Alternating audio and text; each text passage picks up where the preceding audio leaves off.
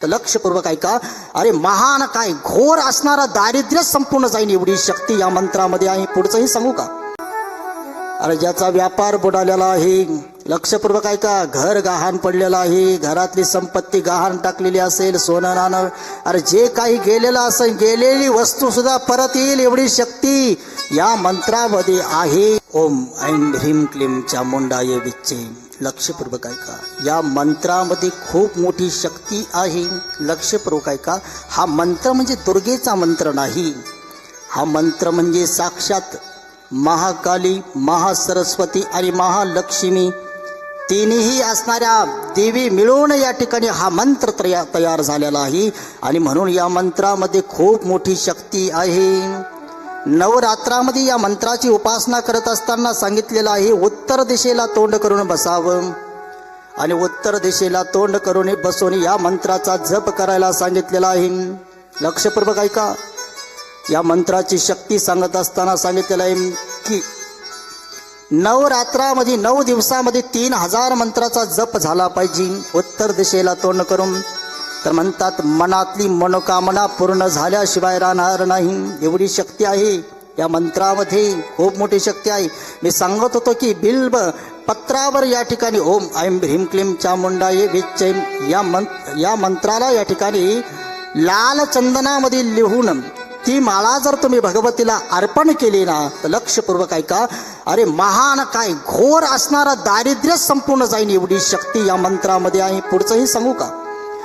बेलाचं वाळलेलं पान किंवा बेलाचं असणारं काष्ट घेतलं आणि ते जर काष्ट आपण अष्टमी किंवा नवरात्रीच्या दिवशी होमामध्ये जर ओम ऐं ह्रीं क्लीं चामुंडाय विच्चे या मंत्राच्या द्वारे जर आपण ते जर काष्ट यज्ञामध्ये जर स्वाहा केलं, तर लक्षपूर्वक ऐका, अरे ज्याचा व्यापार बुडालेला आहे, लक्षपूर्वक ऐका, घर गहाण पडलेलं आहे, घरातली संपत्ती गहाण टाकलेली असेल, सोनं नाणं, अरे जे काही गेलेलं असेल, गेलेली वस्तू सुद्धा परत येईल एवढी शक्ती या मंत्रामध्ये आहे. बेलाचं पानाचं खूप महत्त्व सांगितलं, देवीला खूप प्रिय आहे. तुम्ही शिवपुराणाची कथा ऐकलेली असेल. देवाला बिल्वपत्र का प्रिय आहे? सुंदर कथा आलेली पुराणामध्ये. मा परंबा जगदंबा महालक्ष्मीनं देवर्षी नारदांना विचारलं, महाराज जन्म जन्मांतरामध्ये मला विष्णूच पती रूपाने प्राप्त व्हावा, यासाठी मी काय केलं पाहिजे? आणि मग त्यावेळेला देवर्षी नारद म्हणतात, काही नाही. लक्षपूर्वक ऐका, भगवान शंकरांना नित्य 1000 कमळाचे फुलं व्हायचे आणि लक्ष्मीनं तो नियम चालू केला. लक्षपूर्वक ऐका. आणि एक दिवस काय झालं, एक फूल भगवान परमात्म्याने चोरून नेलं आणि लक्ष्मी माता पूजेमध्ये बसलेली होती. ती काय आपली पूजा आहे का? मनाला वाटन तेव्हा उठायचं, मनाला वाटन तेव्हा बसायचं. अरे त्या पूजेला काहीच अर्थ नाही. पूजा अशी केली पाहिजे, एकदा बसल्यानंतर पूजेतून उठायचं नसतं. आणि लक्ष्मी माता पूजा करत होती आणि तिने विचार केला, एक कमळाचं फूल कमी पडलं तर माझ्या पयोधराला सुद्धा कमळाची उपमा आहे. स्वतःचं पयोधर लक्ष्मीनं त्या ठिकाणी वाहिलं. म्हणतात त्या रक्तातून त्या ठिकाणी भगवान शिवांच्या द्वारे बिल्व वृक्षाची निर्मिती झाली. म्हणून बिल्व वृक्ष साक्षात लक्ष्मीचं प्रतीक आहे. भगवान शंकर त्यामध्ये वास करतात, पण ते साक्षात लक्ष्मीचं असणारं प्रतीक आहे. म्हणून बेलाचं पान हे असणाऱ्या जगदंबेला सर्वात जास्त प्रिय आहे. 108 बेलाचे पानं नवरात्रीमध्ये दररोज जर आपण परांबा जगदंबेला जर वाहिले तर मनोकामना पूर्ण झाल्याशिवाय राहणार नाही.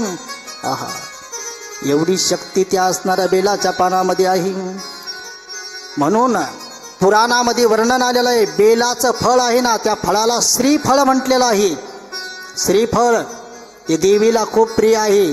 आणि म्हणतात बेलाच्या असणाऱ्या फळातील असणारा मधला जो गुदा आहे ना, तो त्या असणाऱ्या गुद्याची आपण तुपामध्ये बुडवून जर आहुती दिली आणि ओम ऐं ह्रीं क्लीं चामुंडाय विच्चे म्हणून जर त्या ठिकाणी स्वाहा करून ते असणारं बिल्व फळ जर आंबे केला जर वाहिलं, तर लक्षपूर्वक ऐका, मी सांगितलं तुम्हाला की महान असणारं दारिद्र्य ही त्या घरातलं संपून गेल्याशिवाय राहणार नाही. एवढी शक्ती आहे.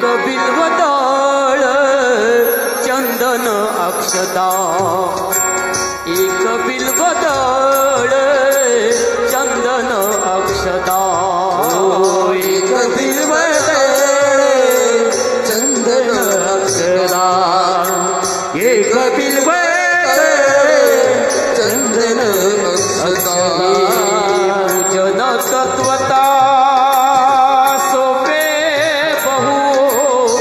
पूजन तत्वता सोपे बहो